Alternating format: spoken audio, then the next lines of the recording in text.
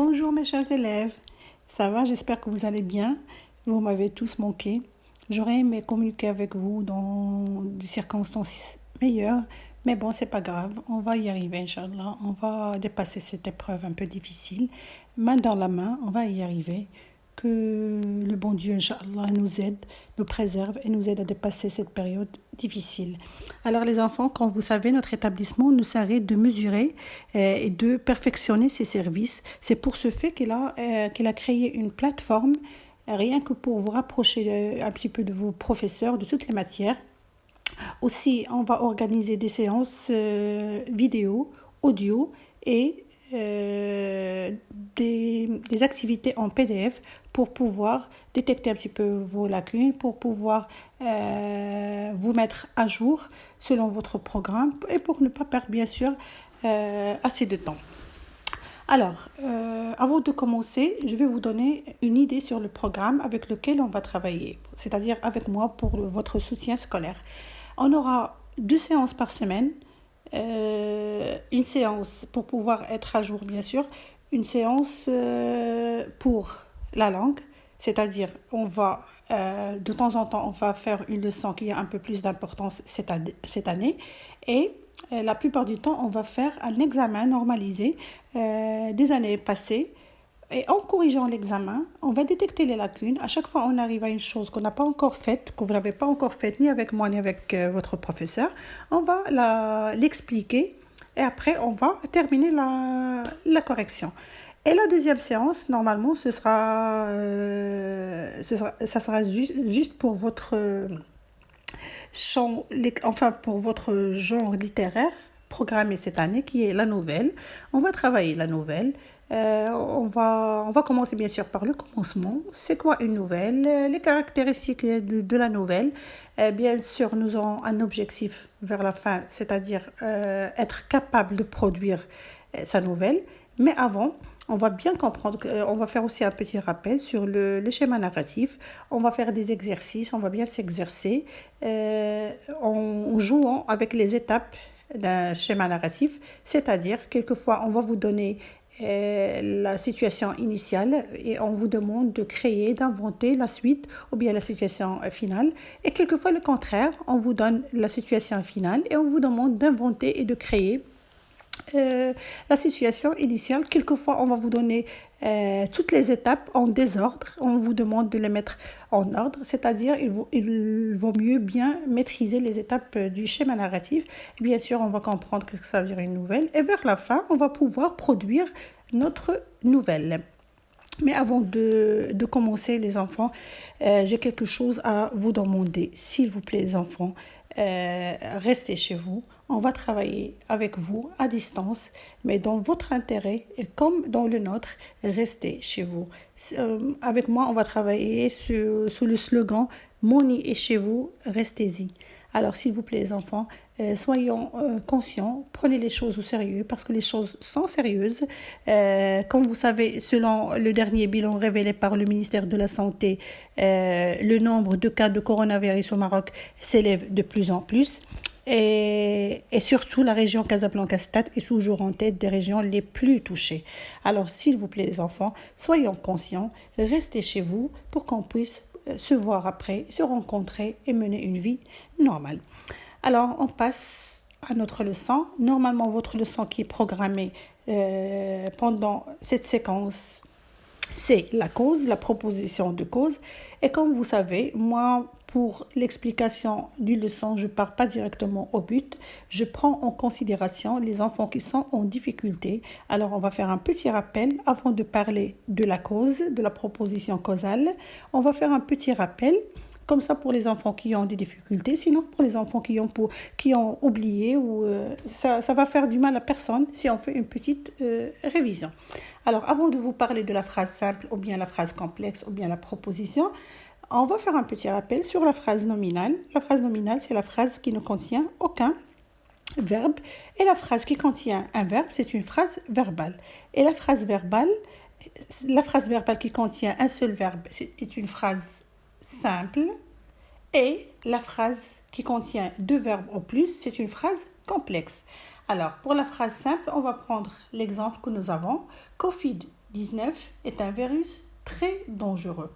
Alors, c'est une phrase simple, il contient un seul verbe, c'est une phrase simple. La proposition indépendante, on dit qu'elle est indépendante, elle est simple, elle est indépendante, elle a un sens, elle n'a pas besoin d'une autre proposition pour qu'on puisse la comprendre. Par contre, la proposition, par exemple, une proposition subordonnée, c'est une proposition qui a besoin d'une autre, de la principale pour qu'elle soit comprise, pour qu'elle puisse avoir un sens.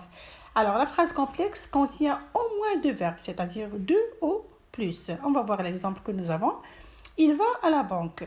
Par exemple, la phrase que j'ai, il va à la banque pour ouvrir un compte.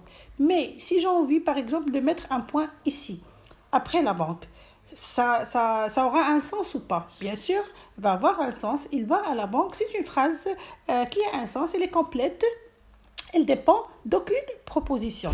Par contre, si je vous dis pour ouvrir un compte, ça n'a pas de sens. C'est une proposition subordonnée, elle est dépendante.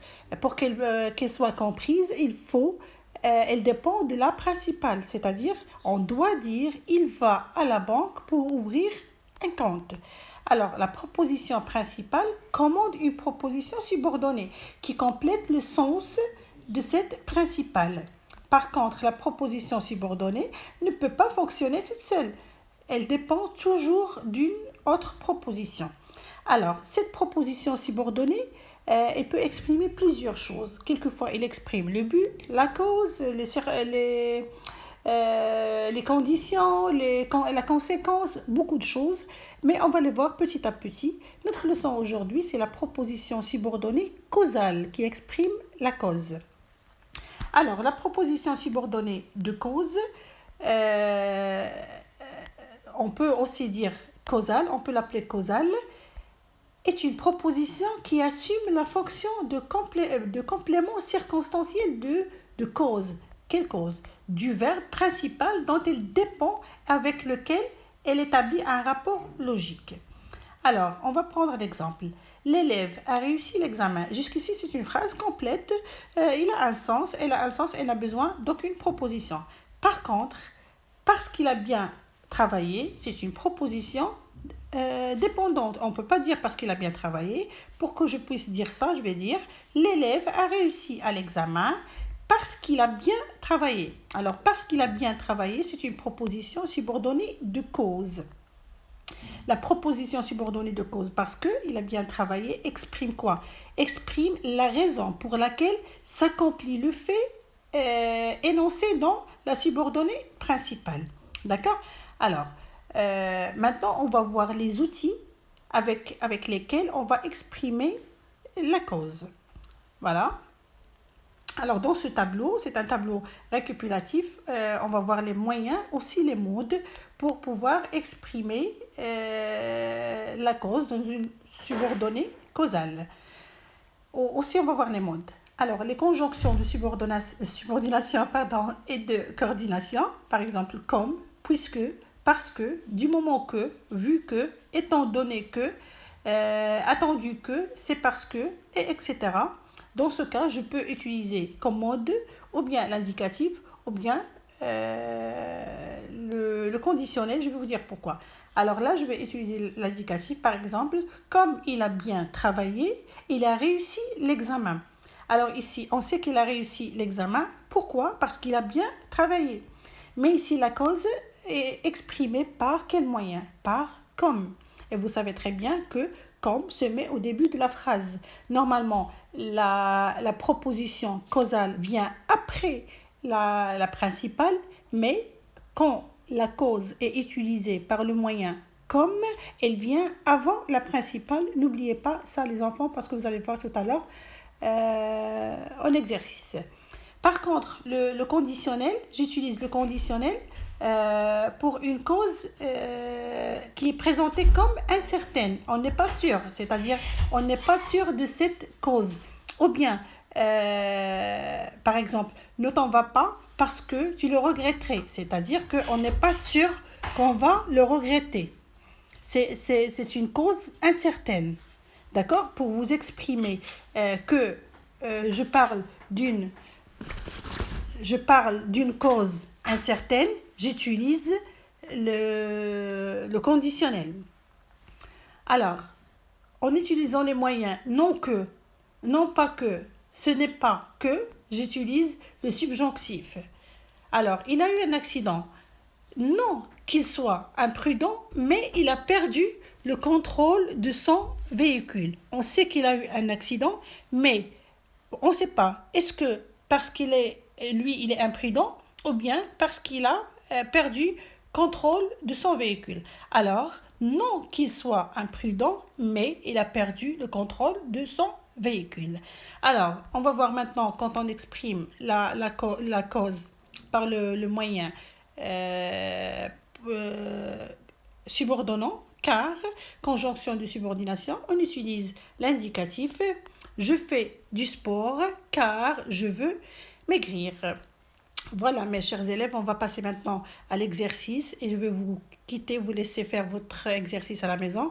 Mais avant, je vais vous rappeler un petit peu, c'est à ne pas oublier, c'est que la proposition subordonnée se place normalement avant la principale lorsqu'elle est introduite par comme. Je vous ai expliqué ça tout à l'heure. Normalement, la subordonnée causale se place après la principale, mais quand elle est exprimée par comme, elle se place avant la principale.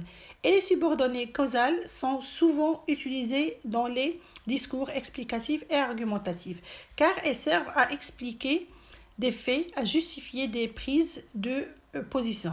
Comme vous savez les enfants, à chaque fois que je vous explique quelque chose, je profite de chaque détail pour faire un petit rappel. Par exemple ici, en parlant de l'argumentation, le discours argumentatif, ça m'a fait penser à une chose.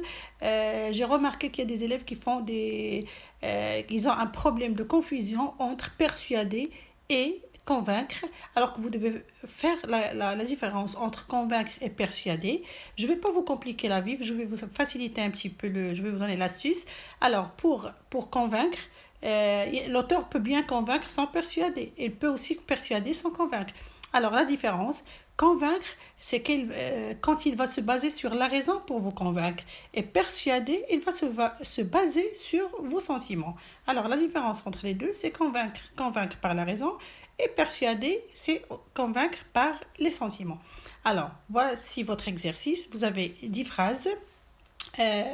Vous allez exprimer la cause en utilisant le moyen donné. C'est-à-dire, vous n'avez pas le droit d'inventer ou bien de choisir n'importe quel moyen. Ici, on vous a donné le moyen. Par exemple, dans la première phrase, vous allez utiliser car. Deuxième, puisque, parce que, à cause de, comme, parce que, grâce à, car, puisque et comme. Essayez, s'il vous plaît, les enfants, d'avoir des... Alors, voilà, comme ça, vous allez voir les phrases clairement. Essayez s'il vous plaît d'avoir un cahier sur lequel vous allez faire vos exercices. Et ne trichez pas, n'oubliez pas que Moni est chez vous. Alors, pour la correction, on va la faire pendant le live. Le live prochain, Inch'Allah, bien sûr, je vais vous mettre au courant. Avant de faire l'examen normalisé d'une année passée, avant de faire ça, on va corriger ensemble. Ça vous permettra de répondre et de poser des questions si vous voulez bien. Alors, avant de vous quitter, mes chers élèves, je vous rappelle que Moni est chez vous. Restez-y. S'il vous plaît, les enfants, soyez conscients. Restez chez vous pour qu'on puisse se rencontrer un jour et mener une vie normale. Merci beaucoup. Je vous aime. À bientôt.